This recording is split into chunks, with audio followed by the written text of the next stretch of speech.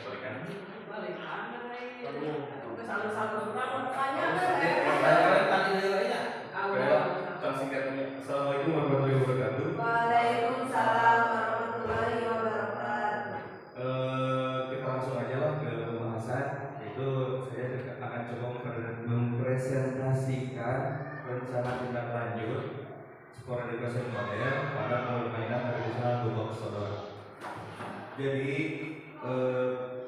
SEP itu adalah suatu pendekatan pembelajaran PJOA yang menerapkan pengalaman belajar yang lengkap dan kompleks kehidupan nyata di bidang olahraga. Model SEP ini merupakan kesempatan kepada murid untuk mempelajari keterampilan, taktik, strategi, aturan permainan serta memahami tanggung jawab sosial lalu melalui berbagai peran sesuai dengan kemampuan yang diminatinya. Nah, ini adalah pengertian dari SEP tersebut.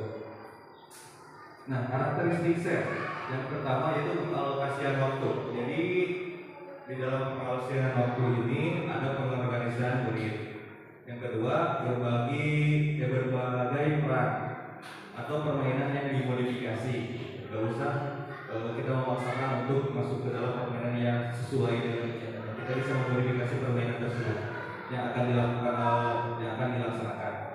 Yang ketiga, perkenalan kompetensi. Jadi kompetensi ini dilakukan dengan sharing kompetensi. Yang keempat, berorganisasi tim catatan pertandingan. Ada tim hasil pertandingan itu ada catatan berupa pertandingan siapa atau skornya berapa atau siapa yang juara kayak gitu. Oke, itu yang terakhir penentuan juara atau pertandingan musim. Nah, di sini ada jadi nanti ada perayaan gitu. Ada perayaannya dimulai secara diberikan penghargaan atau diberikan piala yang kayak gitu. Itu ada perayaan untuk akhir musim. Nah, untuk selanjutnya temanya yaitu bangun semangat kebersamaan. Kenapa memilih tema bangun semangat kebersamaan? Karena dalam permainan Gobak Sodor itu kita dituntut untuk bekerja sama gitu, untuk dalam memenangkan pertandingan tersebut. Yang selanjutnya latar belakang kenapa saya memilih permainan Gobak Sodor untuk dijadikan SEP, karena Gobak Sodor merupakan suatu permainan tradisional yang populer di Indonesia dan permainan ini memiliki nama yang berbeda di berbagai daerah, namun pada intinya tetap sama. Nah, jadi permainan Gobak Sodor itu salah satu permainan tradisional yang sekarang mungkin keberadaannya sudah mulai pudar karena terkikis oleh zaman sekarang. Nah, kita jadi selaku sebagai guru, kita juga harus dapat melestarikan lagi permainan-permainan tradisional yang ada di lingkungan atau budaya yang ada di sekitar kita. Dengan cara SEP ini juga kita dapat menumbuhkan semangat kembali kepada siswa tentang pentingnya budaya atau melestarikan budaya. Nah, Gobak Sodor juga sangat diminati ya oleh anak-anak mau di lingkungan sekolah maupun lingkungan juga. Nah, ini juga Gobak Sodor juga dapat dilaksanakan di rumah, di halaman rumah atau di lapangan terbuka. Nah, permainan ini juga mengandung unsur fisik yang sangat tinggi dan menjadi sarana yang baik untuk melatih kekompakan tim, ketangkasan dan kebugaran fisik. Nah, untuk selanjutnya tujuan SEP tersebut, yaitu tujuan SEP tersebut pada permainan tradisional Gobak Sodor itu adalah jadi siswa diharapkan dapat tumbuh menjadi individu yang memiliki kompetensi sosial yang kuat, keterampilan fisik yang baik, serta nilai-nilai luhur yang akan bermanfaat bagi dirinya dan masyarakat. Itu adalah tujuan dari SEP. Oke, untuk selanjutnya capaian. Nah, dari capaian yang diharapkan, jadi ada 3 tahap. Yang pertama, pengenalan aktivitas untuk membantu murid dapat terlibat aktif. Terus eksplorasi siswa mencari informasi terkait topik tersebut. Yang ketiga, proyek aktivitas murid merancang dan membuat produk sebagai hasil belajar. Ini adalah capaian yang diharapkan. Yang selanjutnya lini masa. Lini masa dalam kegiatan SEP ini adalah ada 5 step ya. Yang pertama, sosialisasi SEP dan diagnostik awal dilaksanakan pada bulan Desember tahun 2024. Terus yang kedua, perencanaan modul dilaksanakan pada bulan Januari 2025. Yang ketiga, pembelajaran olahraga tradisionalnya akan dilaksanakan pada bulan Februari sampai April sisi ketiga ini mungkin kita akan lebih mengenalkan lagi tentang permainan gobak sodor berikut dengan cara pelaksanaannya, cara permainannya seperti apa.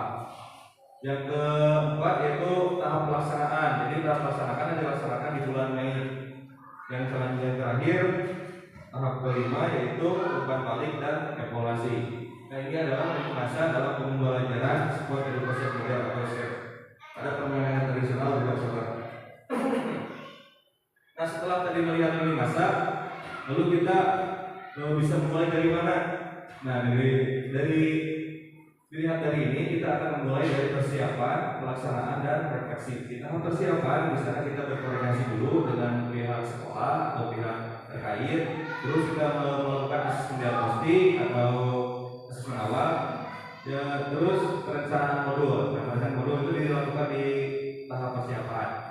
Dan selanjutnya pelaksanaan. Jadi guru memfasilitasi peran murid dan murid melaksanakan peran. Nah, dalam pelaksanaan itu kita sebagai guru hanya memfasilitasi saja dan semuanya dilaksanakan oleh siswa. Nah, gitu. Untuk terakhir refleksi. Nah, di refleksi ini umpan balik dilaksanakan oleh murid dan guru. Nanti di tahap refleksi kita akan mencari tahu atau mendapatkan umpan balik dari pelaksanaan kegiatan SEM dengan permainan tradisional tersebut dari siswa atau murid. Jadi kita bisa melihat apa aja sih kekurangan atau kelebihan yang didapatkan dari permainan SEM tersebut atau gobak sodor tersebut. Oke, selanjutnya struktur program dan mitra dalam komunikasi belajar. Nah di sini struktur program dan mitra, yaitu program itu dilaksanakan oleh semua murid dari kelas 1 sampai kelas. Nah, waktu pelaksanaan Desember sampai bulan Mei 2025. Penanggung jawab kepala sekolah, terus komunitas belajar, sekolah yang berperan sebagai MGMPS PJOK dan guru serta teknik terkait. Mitra KPS yang terlibat wali kelas yang menjadi jembatan antara sekolah dan wali murid. Nah, jadi di sini murid itu terlibat ya seluruhnya. Jadi kelas 1 dan atau fase A bisa kita sesuaikan, fase B kita bisa sesuaikan, fase C kita bisa disesuaikan sesuai dengan minat dan bakat mereka. Yang selanjutnya, aset yang dapat digunakan dalam kegiatan SEM tersebut. Yang pertama ada guru olahraga, yang kedua tenaga pendidikan, yang ketiga alumni. Nah, jadi sumber daya manusia ini bisa dimanfaatkan guru olahraga yaitu memiliki kompetensi atau rancangan dalam melaksanakan kegiatan olahraga. Terus tenaga pendidikan bisa membantu dalam persiapan dan pelaksanaan kegiatan. Terus alumni, kalau ada alumni juga bisa kita manfaatkan sebagai pelatih atau narasumber dalam kegiatan SEM nanti.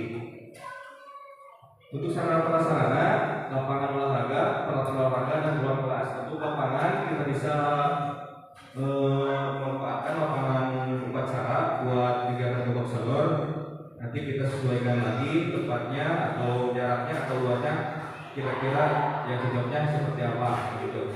Untuk peralatan juga kita memanfaatkan peralatan yang ada di sekolah, dari berbentuk pot, tali atau peralatan lainnya yang mendukung kegiatan tersebut. Yang terakhir, ruang kelas dapat digunakan untuk kegiatan diskusi, presentasi dan pembuatan laporan. Oke, selanjutnya lingkungan sekolah.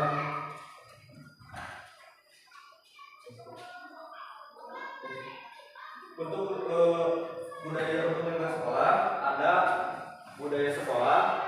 Sekolah memiliki budaya yang mendukung aktivitas fisik dan permainan tradisional. Yang kedua kemitraan, kita bisa bekerja sama dengan komunitas belajar sekitar atau lembaga sekolah atau organisasi masyarakat yang memperkaya kegiatan kelima.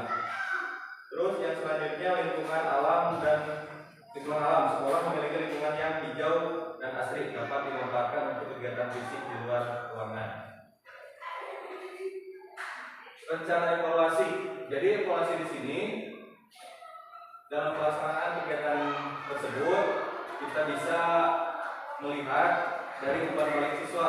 Nah, dari umpan balik siswa nanti kita bisa mendapatkan umpan balik siswa apa yang mereka dapatkan, apa yang mereka rasakan. Nanti kita bisa menelaah apa yang menjadi kekurangan atau kelebihan. Yang kedua, mendokumentasikan proses kegiatan murid berupa video atau foto. Nah, nanti dalam kegiatan itu kita akan bikin tim dokumentasi. Nanti di dalam dokumentasi itu kita bisa melihat apa aja sih, atau sektor mana sih yang masih kurang atau untuk diperbaiki. Yang selanjutnya berupa kuesioner atau wawancara. Nah, kita bisa memberikan kuesioner bentuk bisa lembar refleksi atau langsung mewawancari peserta tersebut atau siswa tersebut. Yang terakhir, yang selanjutnya mencatat hasil pengamatan tentang kebiasaan bekerjasama dalam tim. Yang terakhir untuk mengukur tingkat kebugaran seni menggunakan TKJI. Nah, itu adalah rencana evaluasi yang akan dilaksanakan pada kegiatan SEM pada permainan tradisional di Oktober nanti. Yang selanjutnya tantangan apa yang sering muncul. Nah, ketika dalam pelaksanaan pasti kita akan menemukan suatu masalah atau kendala atau tantangan. Tapi biasanya untuk siswa SD kebanyakan itu siswa yang sulit untuk dikendalikan atau diatur. Maka dari itu kita bisa membagi peran siswa tersebut supaya siswa tersebut dapat paham berapa bagian supporternya, berapa bagian peserta, berapa bagian panitia. Nah, jadi selama 3 ayeuna si peserta supporter hanya jadi peserta hanya jadi supporter. Nah, kita bagaimana caranya supaya siswa tersebut dapat menjalankan perannya masing-masing. Nah, peran guru dalam pelaksanaan tersebut kita juga selalu kebingungan sebagai guru apa sih peran orang di dalam kegiatan tersebut gitu. Nah, kita di sana itu sebagai pembimbing ya, pembimbing dalam kegiatan SEM itu.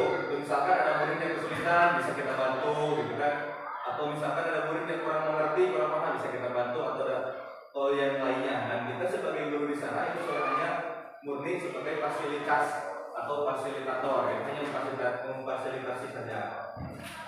Yang terakhir, kadang-kadang suka ada yang menyebutkan cedera gitu, dengan kondisi lapangan yang terbuat dari apa itu?